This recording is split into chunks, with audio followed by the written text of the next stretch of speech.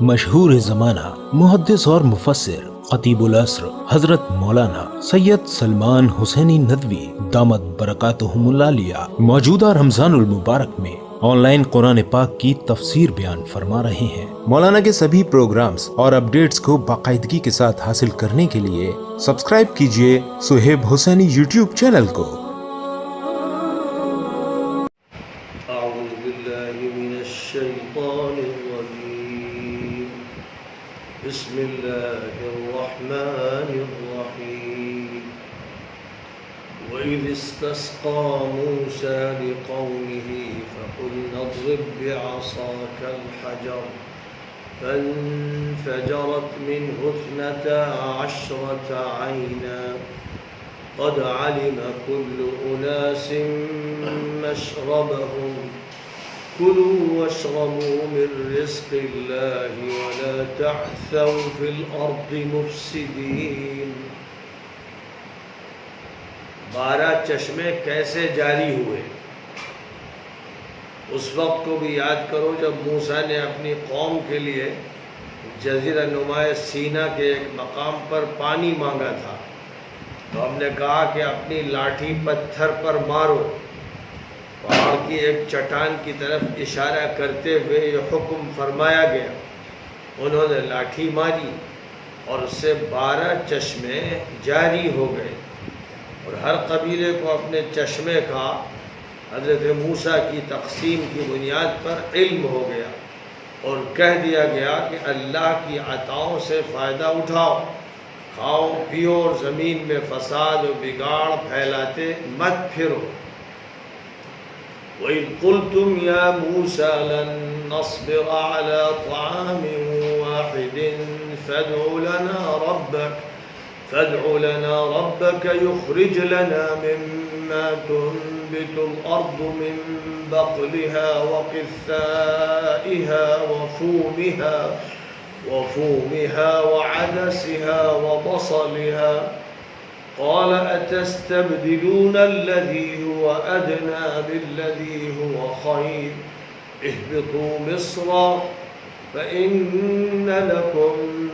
ما سألتم وضربت عليهم الذلة والمسكنة وباءوا بغضب من الله ذلك بأنهم كانوا يكفرون بآيات الله ويقتلون النبيين بغير الحق ذلك بما عصوا وكانوا يعتدون۔ کھانے میں تنوع کی طلب اور بے صبری اور حرص کا مظاہرہ۔ اس وقت کو بھی یاد کرو جب تم نے کہا تھا کہ اے موسیٰ، ہم ایک کھانے پر بس نہیں کر سکتے، اپنے رب سے درخواست کیجئے کہ وہ زمین کی پیداوار میں سے اس کی سبزیوں، ترکاریوں، کھیرے، ککڑیوں، لہسن، دالوں اور پیاز وغیرہ نکال کر ہمیں دے۔ حضرت موسیٰ نے کہا کہ تم اعلیٰ چیزوں کے مقابلے میں ادنا اور گھٹیا چیزوں کے طلبگار ہو، کسی شہر میں چلے جاؤ، وہاں تمہارے یہ مطالبات پورے ہو جائیں گے۔ ذلت و رسوائی کا فیصلہ الہی، اور ان پر ذلت و حقارت اور فقر و مسکنت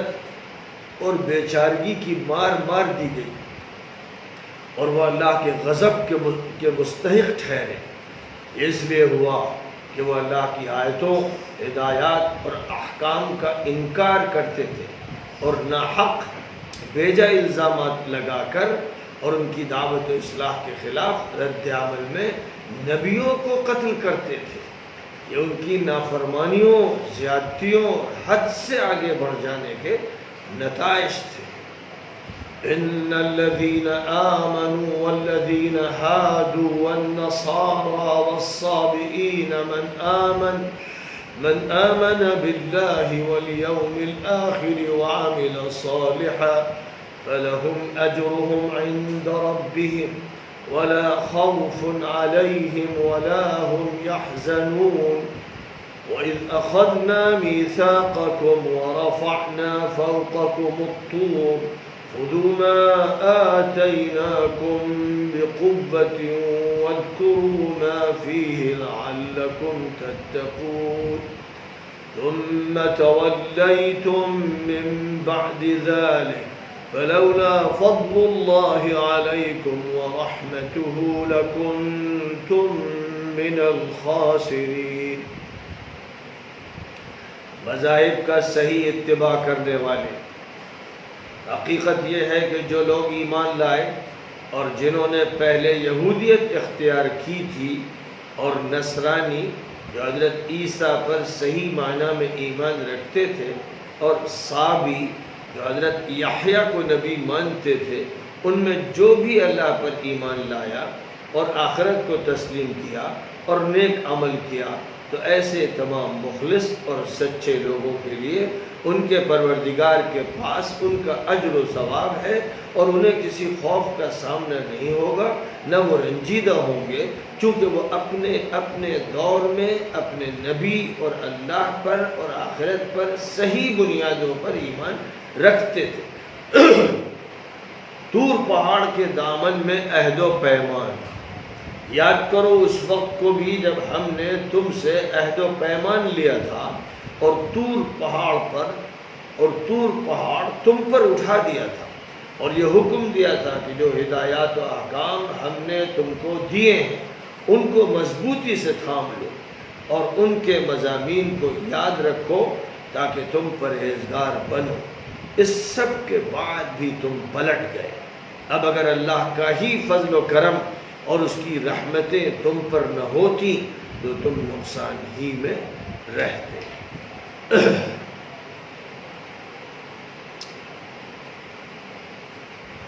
آیت نمبر 60 سے آیت نمبر 64 تک یہ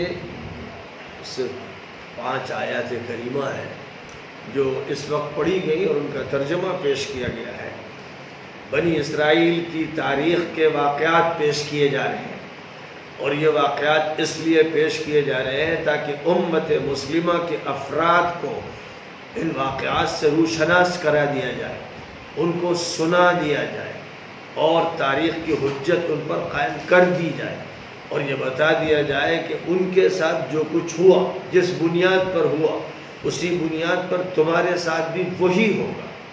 اللہ کے ہاں کوئی فرق نہ قدیم میں ہے نہ جدید میں ہے، نہ بنی اسرائیل میں ہے نہ مسلمانوں میں ہے، نہ رنگ میں ہے نہ نسل میں ہے. اللہ کا نظام عادلانہ ہے، اللہ کا نظام عالمی ہے، ازلی ہے، ابدی ہے، دائمی ہے. اللہ کا نظام حقائق پر مشتمل ہے. وہ لوگوں کے چہرے دیکھ دیکھ کر فیصلے نہیں بدلتا، بلکہ لوگوں کا ایمان اور ان کا نیک عمل یا لوگوں کا کفر اور ان کی بد عملی اللہ کے یہاں کسی بھی نتیجے کا سبب بنتی ہے. ایمان والوں کو، نیک عمل کرنے والوں کو اللہ بہترین جزا عطا فرماتا ہے، اور جو لوگ کفر اختیار کرتے ہیں ان کے لیے اللہ کے ہاں سزائیں طے ہیں. یہ بات ہے جو سمجھانی مقصود ہے. اور سب سے پہلی جو بات ارشاد فرمائی گئی تھی وہ یہ کہ اللہ تعالیٰ نے بنی اسرائیل کو فرعون کے چنگل سے آزاد کیا، اس کی غلامی سے نکالا، اس کے مظالم سے نکالا، اور حضرت موسیٰ کو اللہ تعالیٰ نے فرعون پر دعوت کی بنیاد پر غلبہ عطا فرمایا، اور اللہ تعالیٰ نے جو معجزات دیے تھے ان کو، ان معجزات کو دیکھ کر فرعون پر ایسی ہیبت طاری ہوئی، وہ اتنا مرعوب ہوا کہ اس کے بعد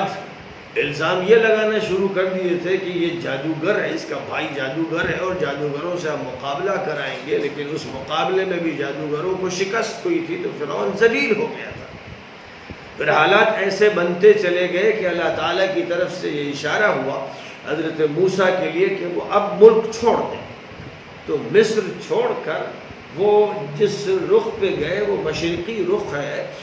جس مشرقی رخ پر مصر اور جزیرہ نما سینا کے درمیان بحر احمر کی ایک آبنائے، یعنی ایک بڑا دریا جو ہے وہ بحر احمر سے نکلا ہے، ایک مغرب کے رخ پر ایک مشرق کے رخ پر. اس کو پار کر کے وہ جزیرہ نما سینا میں داخل ہوئے تھے، اور اس کو پار بھی اس طرح کیا تھا کہ پیچھے فرعون کا لشکر آ رہا تھا، آگے ٹھاٹھے مارتا ہوا وہ دریا تھا،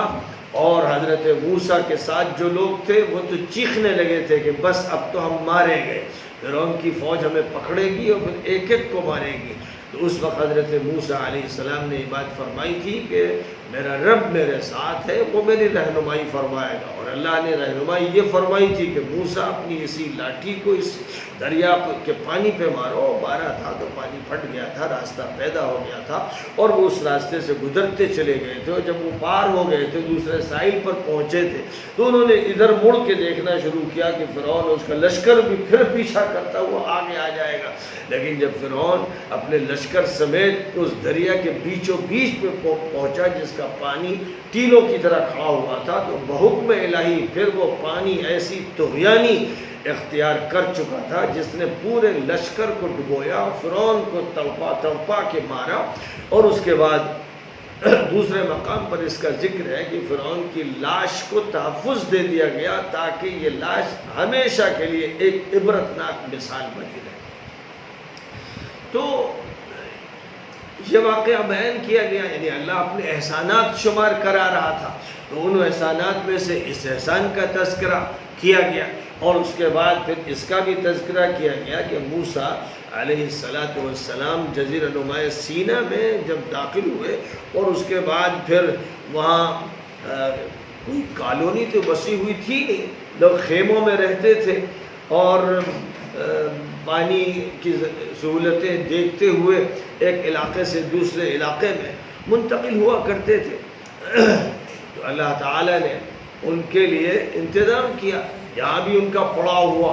اتنی بڑی تعداد میں وہ رہے، تب ان کے کھانے کے لیے اللہ کی طرف سے انتظام یہ ہوا کہ من و سلوہ ان کو ملتا رہا، بڑی آسانی کے ساتھ جھنڈ کے جھنڈ پرند ملتے رہے جن کو شکار کر کے ذبح کر کے کھاتے تھے، اور گیہوں کے دانوں کی طرح کی ایک اوس تھی جو گرتی تھی، اس کو اکٹھا کرتے اور پھر اس کو کوٹ کر اس کی روٹیاں بناتے، تو یہ نعمت ان کو حاصل تھی۔ اور پھر وہ وقت آیا کہ اللہ تعالیٰ نے حضرت موسیٰ علیہ السلام کو طور پہاڑ پر چلہ کشی کے لیے بلایا تھا، اور جب وہ چلہ گزارنے کے لیے طور پہاڑ پر گئے جہاں ان کو اللہ کی عبادت کرنی تھی، مراقبے میں رہنا تھا، روزہ رکھنا تھا، اور یہ سب اس تیاری میں تھا کہ اللہ کی طرف سے ان کو کتاب دی جائے گی جس کا نام اللہ کی طرف سے تورات رکھا گیا، اور تورات عبرانی زبان میں اسے کہتے ہیں جسے عربی زبان میں شریعت کہتے ہیں، اردو میں قانون کہتے ہیں۔ تو اللہ تعالیٰ کی طرف سے ان کو کتاب دی گئی، لیکن جس زمانے میں وہ اپنی قوم کے علاقے سے دور ہٹ کر طور پہاڑ پہ گئے، اس زمانے میں ایک جادوگر، ایک فتین جو حضرت موسیٰ کے ساتھی اس علاقے میں آیا تھا جس کا نام سامری بیان کیا گیا ہے، اس نے ایک بہت بڑا فتنہ کیا، لوگوں سے یہ کہا کہ تم لوگ ادھر ادھر زیورات لے کر اپنا چل رہے ہو اور خانہ بدوشی کی زندگی ہے تو میرے پاس جمع کرا دو، اور لوگوں کو بھی احساس ہوا کہ اس کے پاس ہم سب لوگ زیورات جمع کرا دیں پھر ہم اس سے واپس لے لیں۔ اس نے سب کے زیورات جب لیے تو ان کو پگھلا کر بچھڑے کی ایک شکل بنائی، سونے کا ایک بچڑا بنایا انہی زیورات سے، اور اس کے بعد پھر اپنے جادو سے اس بچڑے کے اندر ایسی آواز ڈالی کہ لگتا تھا کوئی بیل ڈکار رہا ہے۔ جب یہ سونا شروع ہوا لوگ حیران کہ بھائی سونے کا ایک بچڑا ہے، آواز ایسی نکل رہی جیسے زندہ بیل ہے اور ڈکار رہا ہے۔ معلوم ہی ہے عوام کلانام ہوتے ہیں، چوپاؤں کی طرح ہوتے ہیں،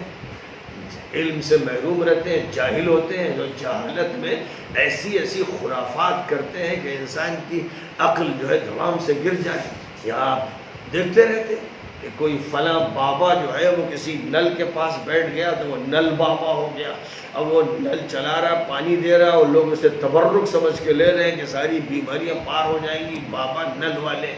کوئی بابا کہیں پر بیٹھے ہوئے ہیں اور وہ مٹی والے بابا ہیں، گدڑی والے بابا ہیں، فلاں بابا ہیں، اور کہیں پر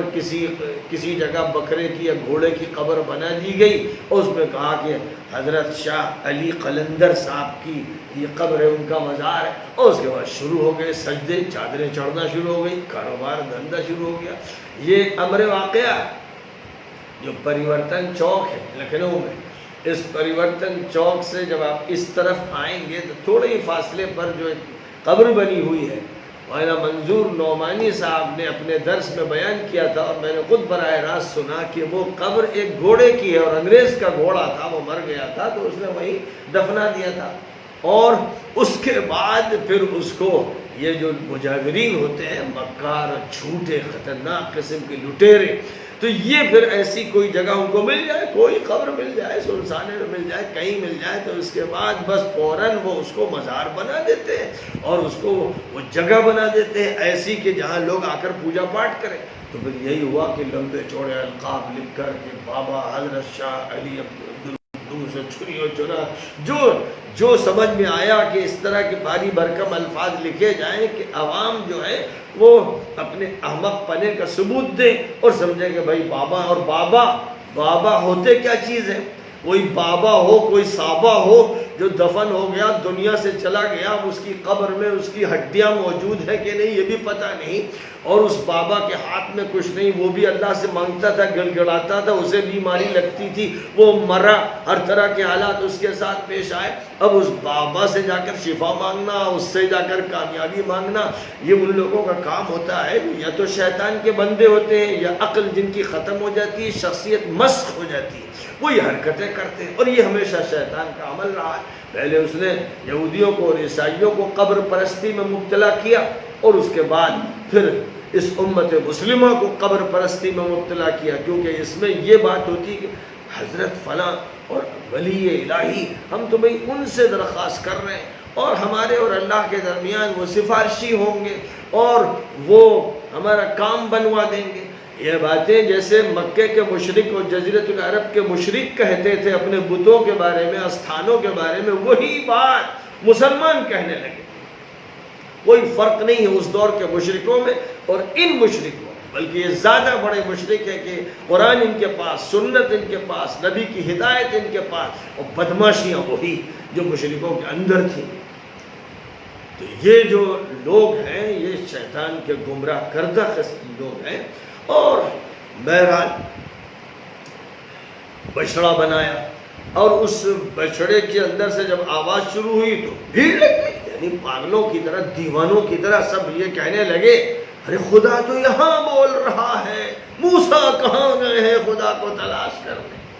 یعنی خدا بیل بن گیا، وہ بیل کی طرح ڈکار رہا ہے، کہیں سے کوئی بات پیدا ہوئی، کوئی نئی بات ہوئی، بس فوراً خدا کی خدائی کو وہاں وہ پہنچا دیتے ہیں۔ یہ ان لوگوں کا کام ہے جو شیطانوں کے چیلے ہیں، خبیث، بدماش، مسخ شدہ لوگ۔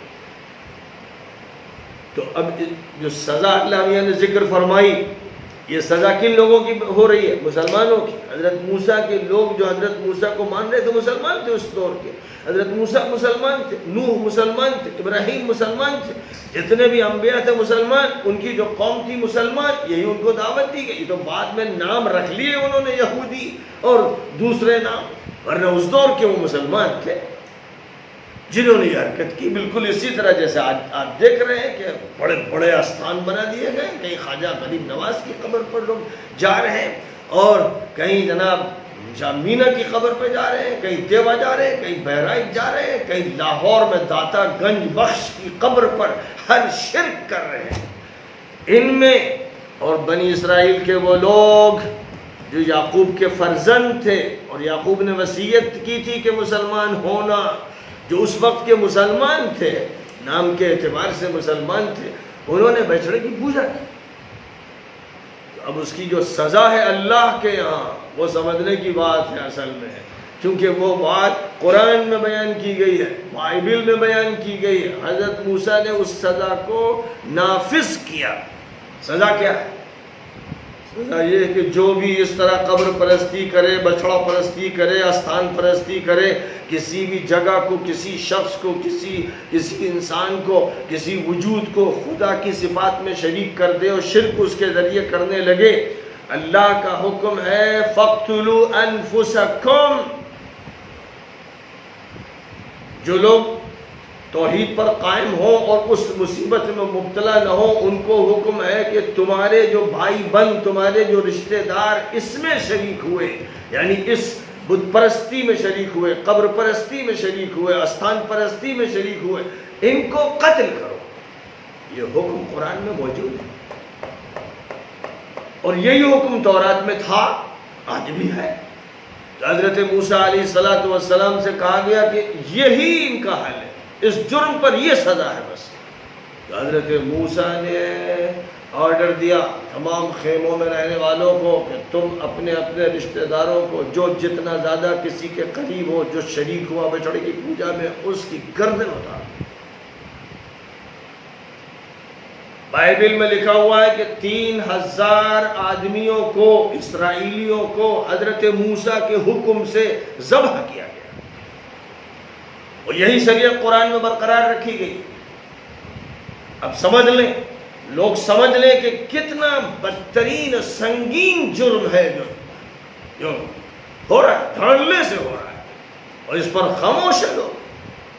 بولتے بھی ہیں تو بچ بچ کے، سنبھل کے، کٹ کے، کترا کے اللہ کی توحید کو جس طرح کھلے بندوں پیش کرنا چاہیے اس کو پیش نہیں کرتے، اور بہت سے مولوی صفت اور صوفی نما وہ مجاور بن کے بیٹھتے ہیں اور یہ شرک کراتے ہیں۔ حکم اللہ کا ہے فقتلوا۔ تو ایک تو بات یہ تھی جو بیان کی گئی تھی، اور ایک اور بات یہ تھی کہ حضرت موسیٰ علیہ السلام جب طور پہاڑ پہ گئے تھے تو انہوں نے اللہ میاں سے کہا، اے اللہ میاں آپ ہمیں اپنا جلوہ دکھا دیجیے۔ حضرت موسیٰ کے اندر ایک تڑپ تھی، ایک جذبہ پیدا ہوا، اے اللہ اپنی تجلی دکھا دیجیے۔ یہاں پر اس کا تذکرہ نہیں آیا ہے، دوسرے مقام پر ہے۔ تو اللہ تعالیٰ نے فرمایا لن ترانی، تم مجھے نہیں دیکھ سکتے، میری تجلی تم برداشت نہیں کر سکتے۔ سمجھنا ہے تو دیکھو، وہ دور جو پہاڑ ہے اسے دیکھو، وَلَكِنِ انظُرْ إِلَى الْجَبَلِ فَإِنِ اسْتَقَرَّ مَكَانَهُ فَسَوْفَ تَرَانِي۔ کہا کہ اس پہاڑ پر نگاہ کرو، فاصلے پر دور ایک پہاڑ کی طرف متوجہ کر کے کہا اسے دیکھو، اور اللہ نے اپنی ایک ہلکی سی تجلی اس پہاڑ پہ فرمائی تو پہاڑ اس بری طرح سے ٹکڑے ٹکڑے ہوا ہے کہ جیسے دھماکوں سے، بموں سے اڑا دیا گیا۔ اور حضرت موسیٰ اتنے فاصلے پر تھے، صرف وہاں کی دہشت اور آوازوں کی شدت سے بے ہوش ہو۔ پھر جب اللہ نے ان کو ہوش عطا فرمایا تو پھر حضرت موسیٰ توبہ کرنے لگے کہ مجھ سے غلطی ہوئی، مجھے یہ مطالبہ نہیں کرنا چاہیے تھا۔ بہرحال اب حضرت موسیٰ علیہ السلام جب اپنی قوم کے پاس پہنچے تو وہاں پر بھی ایک مطالبہ یہ ہوا کہ ہم آپ کی بات اس وقت تک نہیں مانیں گے جب تک کہ ہم اللہ میاں کو دیکھ نہ لیں۔ یہ حالت ہوتی، یہ صرف عوام نہیں تھے، خواص بھی ان میں تھے۔ حضرت موسیٰ کے جو صحابہ تھے، بڑے بڑے صحابہ، انہوں نے یہ مطالبہ کیا کہ ہم آپ کی بات نہیں مانیں گے، آپ ہمیں اللہ کی تجلی دکھائیے۔ حضرت موسیٰ تو خود دیکھ چکے تھے کیا صورتحال ہو، لیکن حضرت موسیٰ نے 70 افراد کا انتخاب کیا کہ بس میرے ساتھ چلو، میں تمہاری درخواست اللہ کے حضور پیش کر دوں گا۔ 70 افراد کا انتخاب کر کے اس مقام پر پہنچے، اور اس کے بعد جب اللہ تعالیٰ سے یہ بات حضرت موسیٰ علیہ السلام نے عرض کی، ایک ایسا خوفناک دھماکہ ہوا۔ جواب تو کچھ دیا نہیں گیا کہ تم دیکھ نہیں سکتے، وہ تو حضرت موسیٰ سے اللہ کہہ ہی چکا تھا۔ ایک ایسا دھماکہ ہوا کہ سب موت کے شکار ہوئے، لاشیں پڑی ہوئی ہیں۔ قرآن میں جو الفاظ استعمال کیے گئے ہیں وہ الفاظ یہی ہیں کہ ہم نے جو ہے تم پر ایک دھماکے سے موت طاری کر دی، ثم بعثناکم من بعد موتکم۔ پھر اللہ تعالیٰ نے اپنی قدرت سے تھوڑی دیر کے لیے ان کو تجربہ کرایا موت کا۔ تمہاری بساط کیا ہے، تم اتنی بڑی باتیں کرتے ہو، بڑے بول بولتے ہو، تم اللہ کی تجلی دیکھو گے، یہ دیکھا تم نے حال۔ تو اللہ تعالیٰ نے ان کو پھر زندگی دی، اور اٹھ کر وہ کھڑے ہوئے اور فرمایا کہ اس لیے ہم نے تم کو یہ موقع دیا کہ تم شکر ادا کرو، ورنہ تو ہمیشہ کے لیے تمہیں ہم ختم کر دیتے ہو، صرف سزائیں دیتے رہتے، لیکن تاکہ تم توبہ کرو، رجوع کرو، شکر ادا کرو، اس لیے تم کو یہ موقع دیا۔ پھر اس کے بعد جو بات آئی تھی کہ جب مطالبہ یہ حضرت موسیٰ علیہ السلام سے کیا گیا کہ ہم ایک کھانے پر صبر نہیں کر سکتے، ابھی وہ بات جناب والا یوں آئی تھی کہ ہم نے من و سلوہ ان کو دیا اور ان کی طرف سے تو مطالبے دوسرے شروع ہو گئے، آگے آیت میں اس کا تفصیل سے ذکر آ رہا ہے۔ تو اس موقع پر اللہ تعالیٰ نے فرمایا تھا یہ قریب کا جو شہر ہے اس میں چلے جاؤ، شہر ہے، وہاں بازار ہے، وہاں سبزی منڈی ہے، وہاں اور منڈیاں بھی ہیں، جاؤ۔ لیکن ساتھ ساتھ یہ کہا تھا کہ شہر میں جانا تواضع کے ساتھ، جھکتے ہوئے، استغفار کرتے ہوئے، وہاں جا کر مستیاں مت کرنا، اپنی جو ضرورت کی چیز جو تمہیں لینا ہے لے لو جا، یہ بات فرمائی گئی تھی۔ لیکن جب قوم بگڑتی ہے تو پھر نصیحتیں کام نہیں آتی۔ اب وہ شہر میں گئے اکھڑتے ہوئے اور اپنی زوری دکھاتے ہوئے، اور اس کے بعد پھر ادھر ادھر نگاہیں مٹکاتے ہوئے کہا تھا کہ بھئی جھک کے جانا اور استغفار کرنا۔ اور اس کے بعد کوئی سینما ہال ہے تو وہاں گھسے جا رہے ہیں، کوئی تھیٹر ہے تو وہاں داخل ہوئے چلے جا رہے ہیں، اور بد نظری کر رہے ہیں، اور جو بدماشی ہو سکتی ہے وہ کر رہے ہیں، اس طرح کا حال رہا۔ اس میں اختلاف ہے کہ وہ شہر کون سا تھا۔ عام طور پر جو ببلیکل لٹریچر ہے اس میں کہیں تو ذکر ہے کہ وہ یریحو کا شہر تھا، اور کہیں سطیم شہر کا نام ذکر کیا گیا ہے،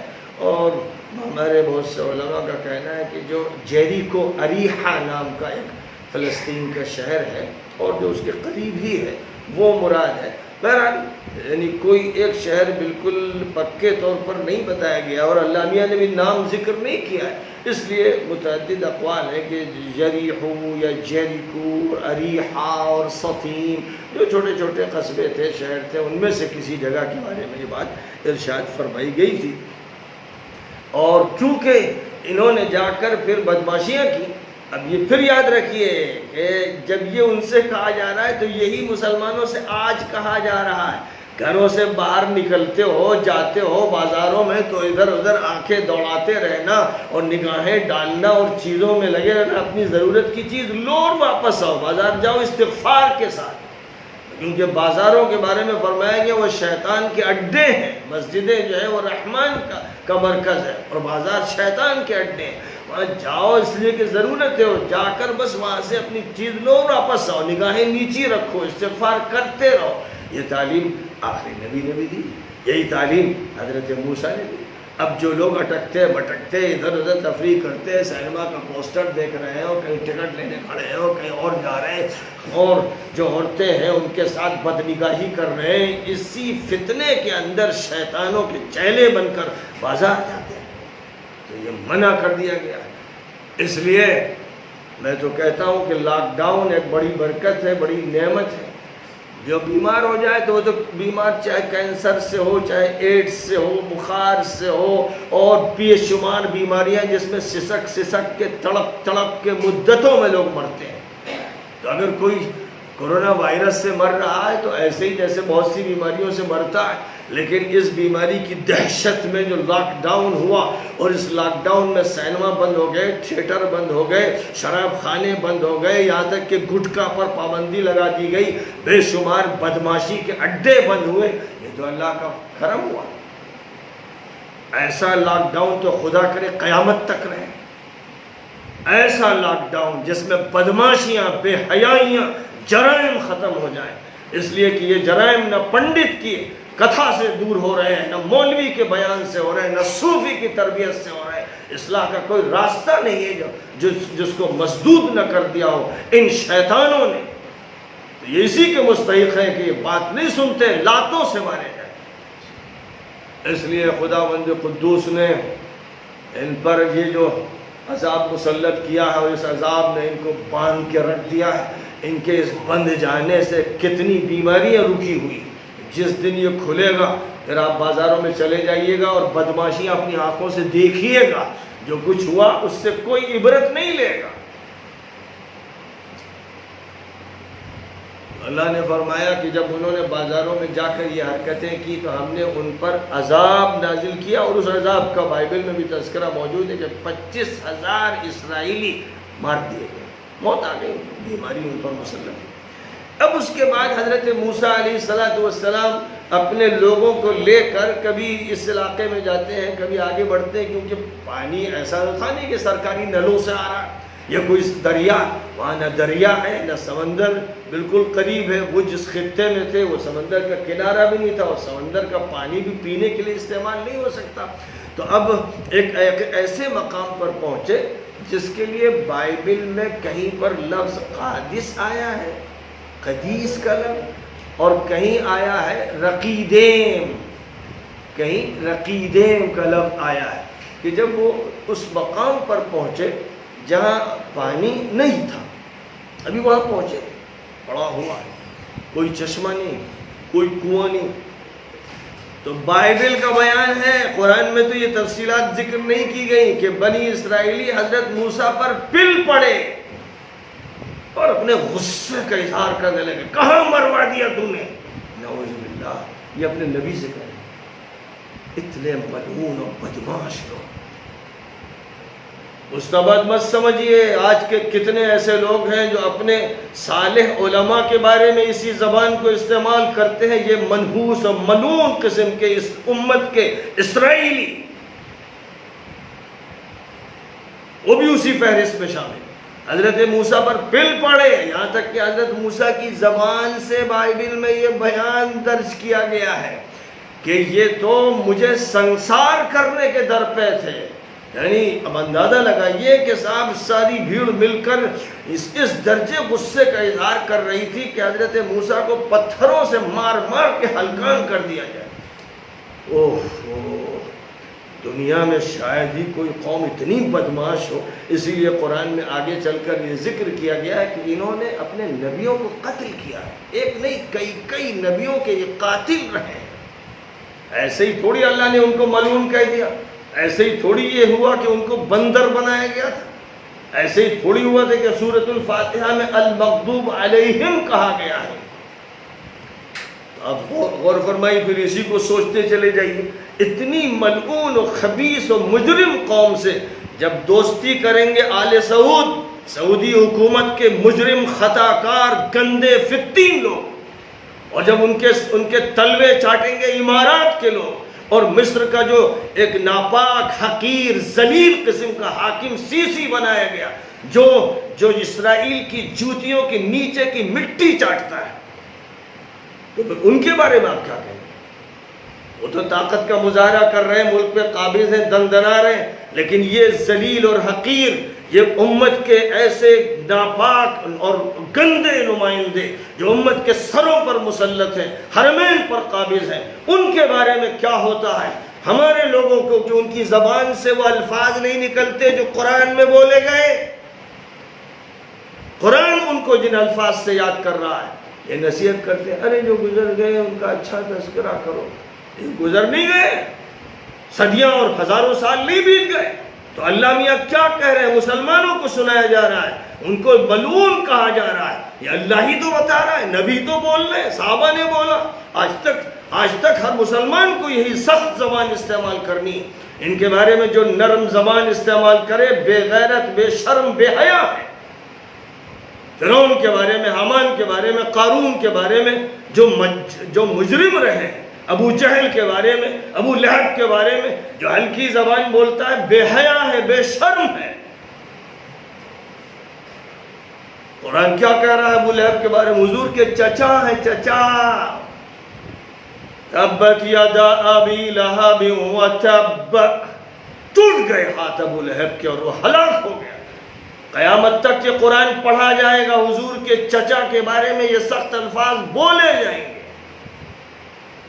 تو جو لوگ یہ باتیں کرتے ہیں، کہیں سے کوئی جھوٹی موضوع حدیث بھی اٹھا لاتے ہیں، یا اس حدیث کا فہم نہیں ہوتا، بے عقل قسم کے لوگ وہ آ کر یہ بات کرتے ہیں، بھائی جو گزر گئے ان کا اچھا تذکرہ کرو۔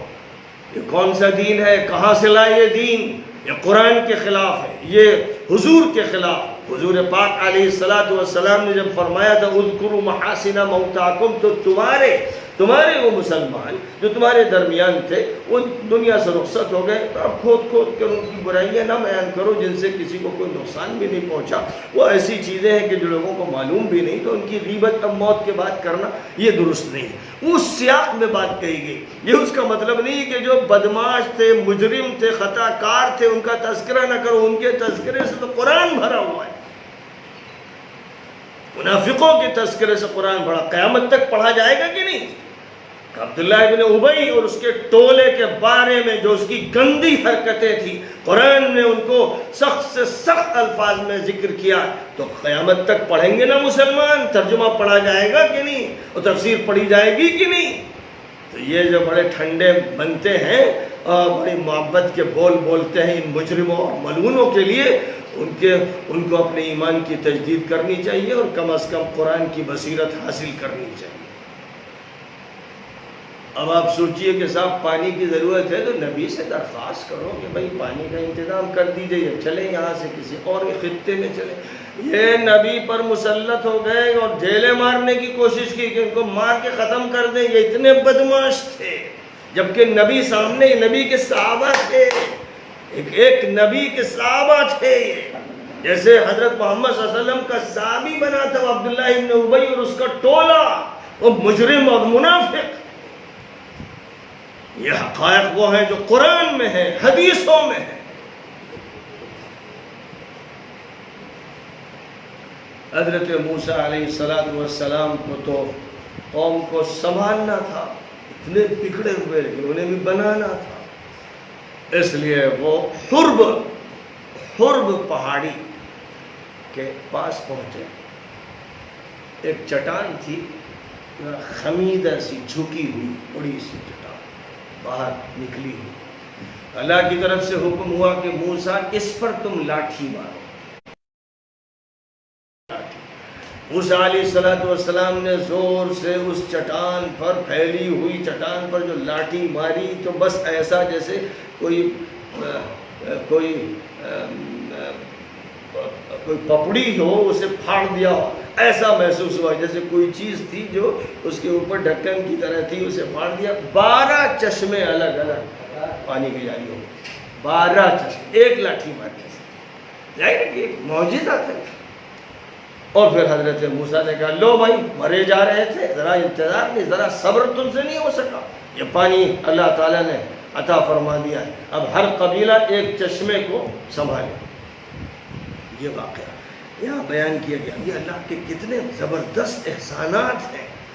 پانی کا تو یہ انتظام ہوا، کھانے کے بارے میں جو بات ہے کہ من و سلوہ مل رہا ہے، مفت مل رہا ہے، پیسے کا کوئی خرچ نہیں ہو رہا ہے، اتنی بڑی نعمت مل رہی، پرند کا گوشت مل رہا ہے، اچھی میٹھی روٹی مل رہی ہے۔ اور اس کے بعد دیکھیے کیا کہتے ہیں کہ اپنے پروردگار سے کہیے کہ بھئی ہمیں اس زمین سے پیداوار دے، ہم کو تو سبزی چاہیے، ترکاری چاہیے، ہمیں تو لہسن چاہیے، ہمیں تو پیاز چاہیے، بغیر اس کے تو زبان کا چٹخارا نہیں ہے۔ اب صرف جو ہے روز روز من و سلوہ کھاتے رہیں، بھئی اس پر تو ہم صبر نہیں کر سکیں گے۔ تب اللہ تعالیٰ نے فرمایا تو جاؤ کسی شہر میں،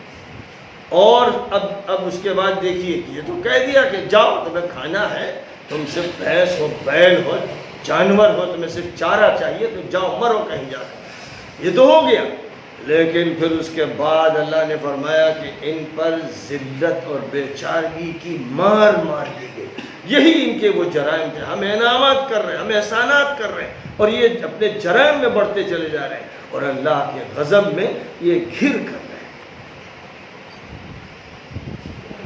جو جرائم مسلمانوں نے جہاں جہاں بھی کیے، وہاں غضب الہی میں گھر گئے، بے چارگی کی مار دی گئی، ذلت ان پر مڑ دی گئی۔ اور آج کی موجودہ دنیا میں وہ والی بات ہو گئی کہ نبی اکرم صلی اللہ علیہ وسلم نے فرمایا تھا ایک دور ایسا آئے گا کہ دنیا کی تمام قومیں تم پر اس طرح ٹوٹ پڑیں گی، پل پڑیں گی، جیسے بھوکے کھانے والے کسی دسترخوان کی قابوں اور ڈشوں پر پل پڑیں گے۔ تو وہ آج منظر سامنے، وہ آج منظر سامنے ہے کہ جس کے بارے میں اللہ نے یہاں فرمایا کہ ان پر مات، بیچارگی اور ذلت کی مات دی گئی، وہی اس وقت اسرائیل کی حکومت کے ذمہ دار ہیں۔ اور چاروں طرف عرب ملک ہے، ایک طرف اردن ہے، ایک طرف فلسطین ہے، ایک طرف وہ جس کو سعودی عرب کہتے ہیں، ایک طرف تیونس ہے، آگے بڑھیے تو ترکی ہے اور فلاں، یہ سارے ممالک ہیں، اور یہ ممالک اسرائیل کے خوف میں ہیں، یا تو اس کے چمچہ بنتے ہیں، یا چاپلوسی کرتے ہیں، یا نذرانہ دیتے ہیں، یا چھپتے ہیں، یا سازشوں میں شریک ہوتے ہیں، یا ڈرے رہتے ہیں، اس سے مقابلہ نہیں کر سکتے ہیں۔ وہ جب چاہتا ہے جہازوں سے شام پر حملہ کر دیتا ہے، عراق پر کر دیتا ہے، وہ کسی علاقے میں گھس جاتا ہے، سینا میں کارروائی، جزیرہ نما سینا جو مصر کے ہاتھ میں ہے، وہاں اسرائیلی جہاز اڑتے ہیں، بمباری کرتے ہیں، اور جو وہاں آبادیاں ہیں وہ تہس نہس ہو جاتی ہیں، روز ہو رہا ہے۔ تو اب کون ہے جس کے لیے ضربت علیہم الذلۃ والمسکنہ کے الفاظ جو قرآن پڑھ رہا ہے وہ یہ کہے کہ اسرائیلیوں کے بارے میں ہے، تھے یہ الفاظ ان کے بارے میں تھے، اب تمہارے بارے میں ہیں۔ اللہ واقعات اسی لیے سنا رہا ہے کہ جو ان پر گزرا وہ تم پر گزرے گا، اور گزرا گزر گیا، یہ سمجھنا ہے۔ اب اس کے بعد اللہ تعالیٰ نے ایک اصولی بات ارشاد فرمائی کہ جو یہودی ہوئے، جو نصرانی ہوئے، جو صابی ہوئے، جنہوں نے اپنے مذہب اور اس کی کتاب پر اپنے اپنے دور میں صحیح عمل کیا، جنہوں نے اللہ کو مانا، جنہوں نے آخرت کو تسلیم کیا اور اپنے نبی کو مانا اپنے دور میں، اللہ تعالیٰ ان کو بہترین جزا دے گا، ان کو جنت میں داخل فرمائے گا۔ لیکن وہ تمام لوگ کہ جن کا حال یہ ہے کہ وہ آج آخری نبی کے دور میں موجود ہیں، جن پر ایمان فرض قرار دیا گیا ہے، اور وہ ان پر ایمان نہیں لاتے، تو وہ چاہے اللہ کو مانے اور چاہے آخرت کو مانے، نبی کو نہ ماننے کی بنیاد پر وہ کافر ہی ٹھہرائے جائیں گے۔ اب ہادو کا جو لفظ ہے اس کے دو معنی بیان کیے گئے ہیں۔ ایک تو اس کے معنی ہوتے ہیں توبہ کے، ہدنا الیک، قرآن پاک ہی میں ایک جگہ ہے جس کے معنی ہے تبنا الیک، ہم نے تیری اے اللہ آپ کی طرف رجوع کیا۔ دوسری بات یہ کہی جاتی ہے کہ حضرت یعقوب کے ایک لڑکے تھے یہودا نامی، ان کی طرف ان لوگوں نے نسبت کر کے اپنے کو یہودی کہا، لیکن بہرحال وہ اپنا نام چاہے یہودی رکھتے یا کچھ رکھتے، وہ اللہ کو مانتے رہے، حضرت موسیٰ کو مانتے رہے، حضرت ابراہیم کو، حضرت اسحاق کو، حضرت یعقوب کو انہوں نے تسلیم کیا، اور جو اللہ کے نبی آتے رہے ان کو مانتے رہے، یا ان کا تذکرہ ہے۔ اور نصرانی جو ہیں، نصارہ، ان کے بارے میں بھی ایک رائے یہ ہے کہ عربی میں جو معنی ہیں نصارہ کے وہ ہیں مددگار کے، اور حضرت عیسیٰ کی ایک بات نقل کی گئی کہ من انصاری اللہ، کون اللہ کے راستے میں میرا مددگار ہوگا، تو اسی نسبت سے ان کو نصرانی کہا گیا۔ لیکن یہ بات تحقیق کی نہیں ہے، چونکہ جس دور میں حضرت عیسیٰ تھے اس دور میں عبرانی زبان تھی اور سریانی زبان تھی اور آرامی زبان تھی، اور حضرت موسیٰ کا جو دور تھا اس میں عبرانی زبان چلتی تھی، تو جو بات بھی تھی وہ بات ہوتی تھی اسی زبان میں، کیونکہ قرآن ہی میں اس کا ذکر ہے کہ جس نبی کو بھی ہم نے بھیجا اور اس کو کتاب دی اور تعلیمات دی وہ اسی کی قوم کی زبان میں دی ہیں۔ اسی لیے حضرت موسیٰ کو جو کتاب تورات دی گئی وہ عبرانی زبان میں تھی، حضرت موسیٰ کو تورات عبرانی زبان میں دی گئی تھی، اور حضرت عیسیٰ کو انجیل سریانی زبان میں دی گئی تھی۔ تو جو جس دور کی زبان تھی اسی زبان میں کتاب عطا کی گئی۔ اب ان کی تحقیق یہ ہے کہ جو نصرانی ہے یہ ایک ناصرہ شہر ہے فلسطین میں، اور یہ تقریباً بیت المقدس سے شاید 70-75 کلومیٹر کی دوری پر ہے۔ تو یہ جو شہر ہے جس کو نیزرین کہتے ہیں، نیزریت، یہ شہر جو ہے اس سے حضرت عیسیٰ کے جو خاندان کے لوگ تھے ان کا تعلق رہا، گویا اس کی حیثیت حضرت عیسیٰ کے وطن کی سی تھی، اس لیے اس کی طرف نسبت کرتے ہوئے ان کو ناصری کہا جاتا تھا، اور ناصری ہی کی ایک تعبیر ہے نصرانی۔ تو یہ نسبت جو ہوئی وہ حضرت عیسیٰ کے علاقے کی طرف ہوئی، وہ علاقہ جس کو ان کے وطن کی حیثیت حاصل رہی، اور ساتھ ہی ساتھ اس میں چونکہ نصرت والا مفہوم بھی شامل ہے، اور جو ابتدائی دور کے عیسائی تھے وہ اپنے کو عیسائی نہیں کہتے تھے، اور وہ اپنے کو مسیحی نہیں کہتے تھے، وہ اپنے کو نصرانی کہتے تھے، اور وہ لوگ توحید کے قائل تھے، وہ لوگ غلط عقائد کے ماننے والے نہیں تھے۔ اس لیے اللہ تعالیٰ نے جب اچھے مفہوم میں ان کا نام لیا ہے تو نصارہ کہا ہے، ان کے لیے لفظ جو استعمال کیا گیا ہے وہ نصارہ کا، جس کا مطلب یہ ہوا کہ حضرت عیسیٰ کو بندہ ماننے والے، رسول ماننے والے، اور اللہ کی الوہیت کو شریک نہ کرنے والے وہ لوگ جو ہیں۔ اور سابئین جو ہے، سیبینس کے نام سے وہ معروف رہے ہیں، اور مورخین نے ان کا تذکرہ کیا ہے کہ وہ لوگ عراق کے مشرقی اور شمالی علاقے میں آباد ہیں، ان کی بہت بڑی آبادی نہیں ہے۔ یہ وہ لوگ ہیں جو نصارۂ یحییٰ کہلاتے ہیں، یعنی حضرت یحییٰ جو حضرت عیسیٰ ہی کے دور میں نبی تھے، اور حضرت عیسیٰ کے جو خالو تھے، حضرت مریم کے خالو حضرت زکریا، ان کے وہ صاحبزادے تھے۔ تو حضرت عیسیٰ سے خاندان رشتہ اور رابطہ تھا۔ تو حضرت یحییٰ کو جن لوگوں نے مانا وہ لوگ سابق کہلائے۔ عربی زبان میں سابق کے معنی ہوتے ہیں مذہب بدلنے والا، اس لیے مکہ مکرمہ کے لوگ گالی کے طور پر حضور کو سابق کہتے تھے، اور مسلمانوں کو سابق کہتے تھے، یعنی ان لوگوں نے مذہب آباء و اجداد کا بدل دیا۔ لیکن اصل جو لفظ سابق ہے وہ ان لوگوں کے لیے استعمال ہوتا ہے جو حضرت یحییٰ کو پیغمبر مانتے تھے اور ان کے راستے پہ چلتے تھے۔ عجیب بات ہے کہ ان کے یہاں دن و رات میں 5 نمازیں ہیں، ان کے یہاں دن و رات میں 5 نمازیں ہیں، یعنی بہت سی جو صحیح تعلیمات ہیں وہ باقی ہیں، لیکن دوسری طرف انہوں نے کئی مذہبوں کا ایک مخلوطہ اور ملغوبہ تیار کر رکھا ہے، تو جو تحریفات کا نتیجہ ہوتا ہے اس کے وہ شکار ہوئے ہیں، لیکن وہ ان کو مانتے تھے۔ اور حضرت یحییٰ کو بائبل میں جان دی بیپٹسٹ کہا گیا ہے، جان یحییٰ کے معنی، اور دی بیپٹسٹ کا مطلب بپتسمہ دینے والے۔ ان کے یہاں اس کا بڑا اہتمام تھا کہ بپتسمہ دیا جاتا تھا۔ بپتسمہ کا مطلب یہ ہوتا تھا کوئی بھی مذہب میں اگر داخل ہونا چاہتا ہے تو پہلے وہ ایک حوض میں ڈبکی لگاتا تھا، وہ متبرک حوض، اس میں وہ نہاتا تھا، نہا کے باہر نکلتا تھا۔ تو اب اس کا مطلب یہ ہوا کہ یہ مذہب کے رنگ میں رنگ گیا ہے۔ اور بہت سے عیسائیوں کے یہاں اور دیگر جو بیپٹسٹ ہیں ان کے یہاں یہ ہے کہ جو کوئی داخل ہوتا ہے عیسائیت میں تو ایک متبرک تیل، ان کے نقطۂ نظر سے جو متبرک تیل ہے وہ اس کے سر پہ لگا دیتے ہیں، پوپ صاحب یا کوئی پادری اس کے سر پہ وہ تیل لگا دیتے ہیں۔ تو اس کا مطلب یہ ہوا کہ اس کو برکت حاصل ہو گئی اور یہ داخل ہو گیا مذہب میں۔